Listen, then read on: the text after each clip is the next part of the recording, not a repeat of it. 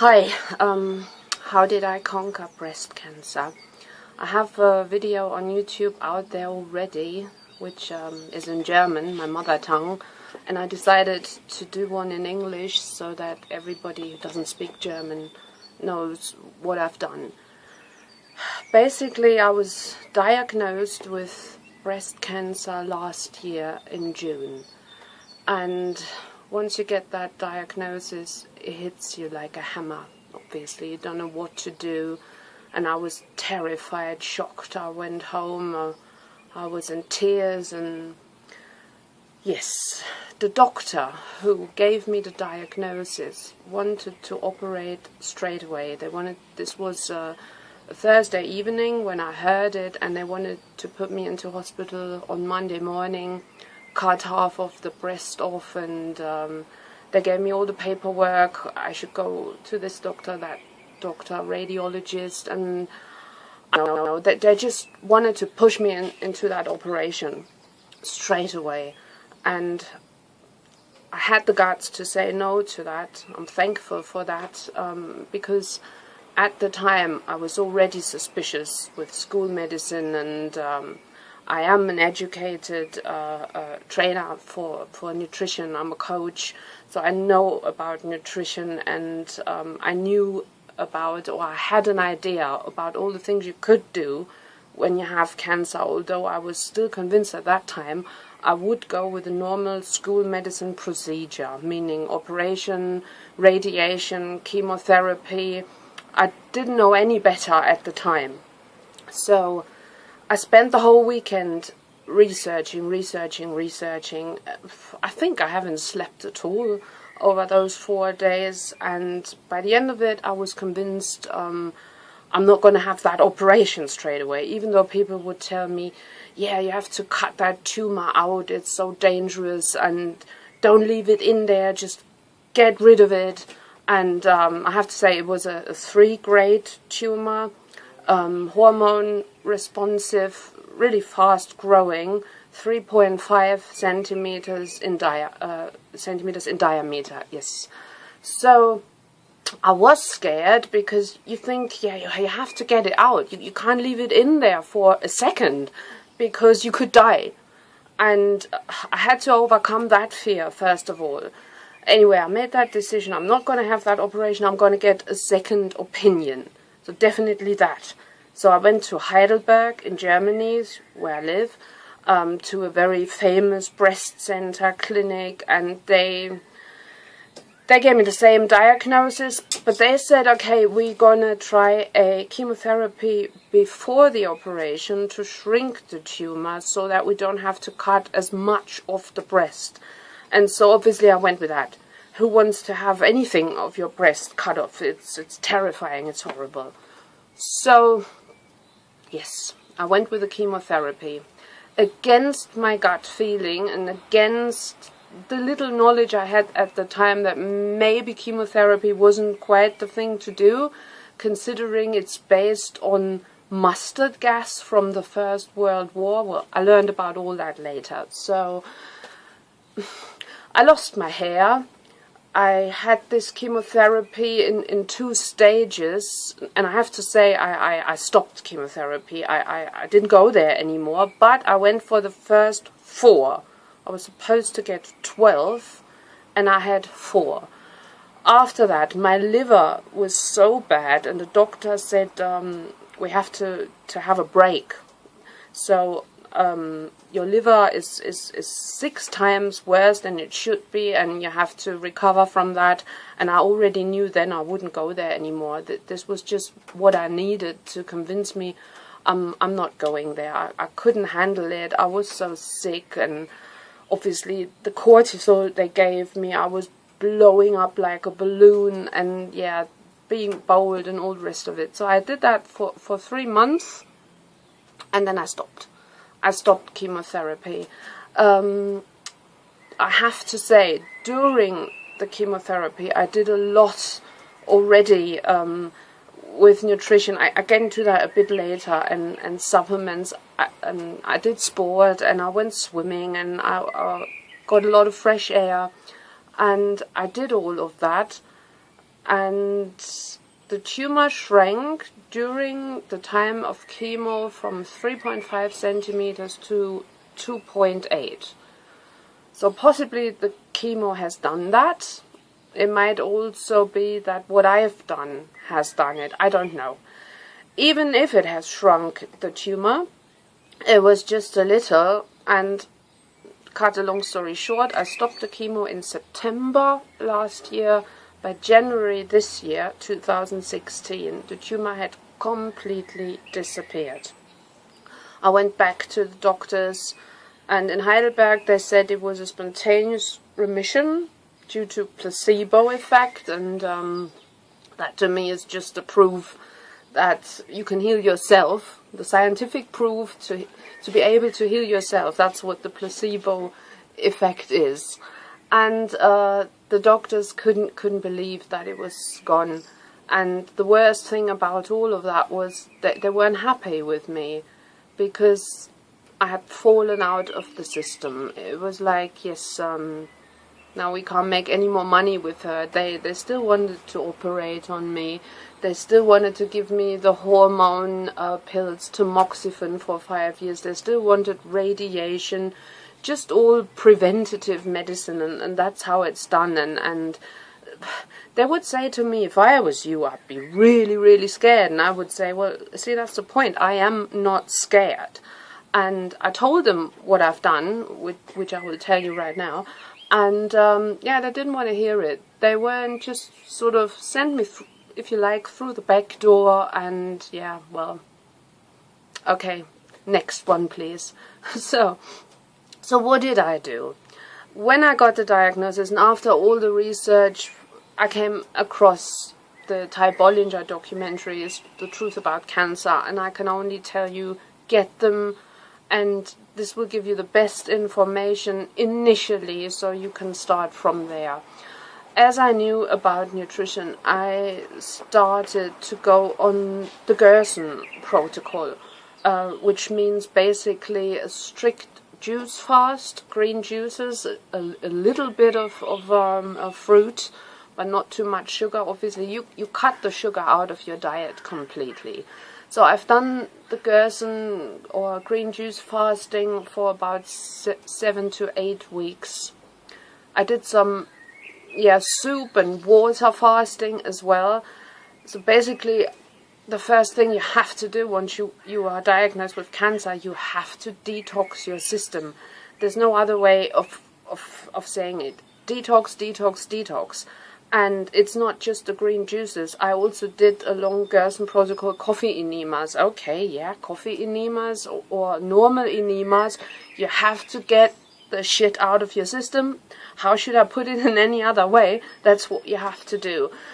A mild form of detox would be taking psyllium husks, for instance, or bentonite, stone mineral, chlorella, spirulina, also milk thistle. I took that. So you got to detox, and you have to drink and drink and drink.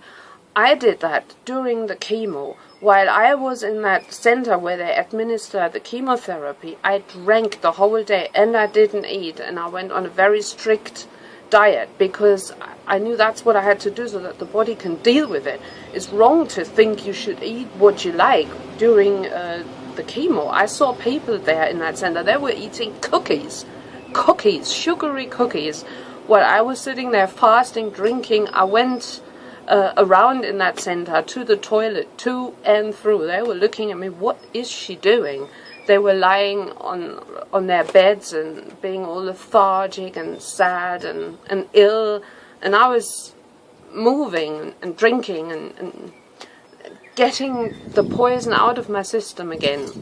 So that's something you have to do. If you decide to go the chemo way, drink, and try and fast before and after the chemo, at least a day. So yeah, that's a detox. And during that and after that, obviously, I took a lot of supplements, and I want to give this to you in a nutshell. If you want to know more details, I might do another video if you want me to do that. But I'm just going to list it, what I took, and I don't go into detail about all of it. Curcumin and ginger, in its natural form and as a high dose supplement. B17 apricot kernels layer about 10 a day. OPC indole 3 or polyphenol mixes with the phytonutrients you get in kale or cabbage and broccoli. You have to read about this. You have to understand all the green matter you have to eat. So chlorophyll is almost similar as human blood, and you have to push yourself with the green stuff. And so if you can't do green juices or smoothies or anything like that, I get those phytonutrients in higher dosage from those supplements. You can Google that and buy that. There's so many out there. Selenium, magnesium, zinc, higher dosages of vitamin C. You can get that intravenously. I didn't do that. I would just take supplements, and obviously also eat a lot of wild herbs from the forest and from my garden. So for instance, herbs I would be eating would be dandelion, bishopsweed, goatsweed, lady's mantle. I'm not going to go into detail, that's my passion, but maybe in another video. And I would drink Essiac tea, so also researched about that. Renee Case, the nurse who cured people with Essiac tea. Haritaki, that's an Ayurveda bitter flavonoid sort of mix that you drink, really hard to swallow, really difficult. I had to put a bit of stevia in, otherwise I couldn't get it down. But that's really, really good. It increases the oxygen supply to your blood. Also, that's something you have to do. You have to increase oxygen. Cancer cells die from oxygen. They develop, what they do is they develop this acidic environment where they don't live off oxygen. They basically, I will go into this in another video as well. I want to keep this really short. So PQQ I took, I can't even pronounce the medical name. PQQ, you take that with Q10, super ubiquinol, and that sort of intensifies the power of your cells. The mitochondria sort of get this extra superpower with that, with PQQ. So you have to do your own research, Google that. It's fairly new actually. Obviously then D3, so important. If you can't be in the sunlight or if it's winter, get your D3, have it maybe tested. I did that, so I found out I was quite deficient, so I take about 10,000 units a day. And it's not that expensive. Here in Germany I can have that test done for maybe 25 euros. And that's important. I also read a lot about iodine. It's also controversial, but I'm taking Lugol solution, 1 drop a day. Not all the time, but I do take that as well. So read about this, find out. I also looked into leaky gut, and that could also be the cause of cancer and many other autoimmune diseases. And I found out I have leaky gut. I also did some tests for that. You have to, here in Germany we've got good health care, and still those tests you have to pay all by yourself. No health insurance will cover that. So yeah, I did spend quite a bit of money on those tests. For instance, I found out I'm totally toxic with aluminum. And I know where that's from. For years and years I used deodorant that stops you sweating, basically, so always got dry armpits, and you never have to be embarrassed in any clothes. And I took that deodorant for a good 14 years. It's one that isn't even you can't even purchase that in Germany. It's not allowed here. I got that from England, and so my aluminum is off the scale. I did the toxic test because I was thinking it could be the mercury, because I still have mercury in my teeth. Check that out. And yeah, it wasn't the mercury so much, it's the aluminum. So I'm still now detoxing from all of this. I take alpha-linoleic acid, glutathione, and L-carnitine. That's pretty much, in a nutshell, all the things I'm doing. And my cancer is gone. It's completely disappeared. Now, what is much more important than all of this, although it is important, is your mind. You have to activate your self-healing powers. For that, I want to show you a book, Getting Well Again, from Carl Simonton. I read that. It was really an eye-opener. In this, you get an instruction how to basically talk to your cells, activate your self-healing powers. And I did that, and I created a movie in my head with characters from Towering Inferno and Ripley from Alien. I kid you not, maybe I make another movie about that. And so every day I would kind of play this movie, talk to my cells, and the liver, for instance, was a cartoon character, and I talked to her. So quite funny, but it helped. And if you want to have this more scientific approach to how that's done, you should check out Dr. Bruce Lipton or Dr. Joe Dispenza. Really, really good stuff on epigenetics, on meditation, on self-healing powers. Please go and check that out as well.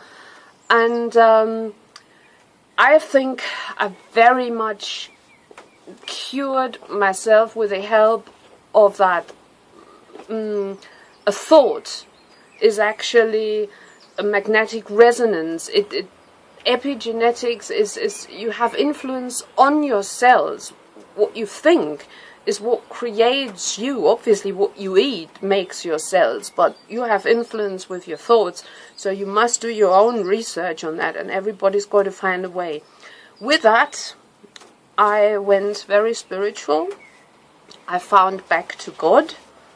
I prayed a lot, and I make up my own religion. It's a mix of Jesus and Buddha and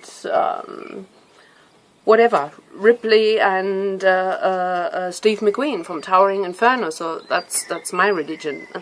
I do pray to God and thank Him every day for having given me the insight to heal myself. Another thing that is very, very important, and there's also a medical theory about this, it's controversial also, but if you have a cancer on the outside, your life, everything, you have to dissolve that cancer, that knot. Otherwise you can't dissolve it in the inside. I know people go like, oh yeah, what are you saying? Does that mean I am responsible for my cancer? Yes, you are. Then they ask, yeah, what if children have cancer? Are they responsible? No, they aren't, but their parents were. The environment, the fetus already got that. Okay, I don't want to go into that so much, but do your own research. Find it out for yourself. Don't just believe me. And yeah, solve all the problems in your life so you can solve your cancer. I didn't call my cancer, never. I called it the thing, or yeah, maybe the tumor. And I didn't think for a minute that I would die or couldn't be cured. I didn't think that for a minute, honestly. Yes, that's what I want to tell you. And I'm happy to make another video or go into more things, go into detail about more things. And I hope I gave some hope to people who have cancer and don't know at the moment what to do and what to think. And you have to believe in yourself, and knowledge is power. Educate yourself. We have a chance of a lifetime in this day and age where we live. We can find out everything on the internet, all over the world, experts in their fields. You can Google it, you can find out, you can get their books, whatever. Knowledge is power. So, I hope this helps. Namaste, and maybe see you in another video.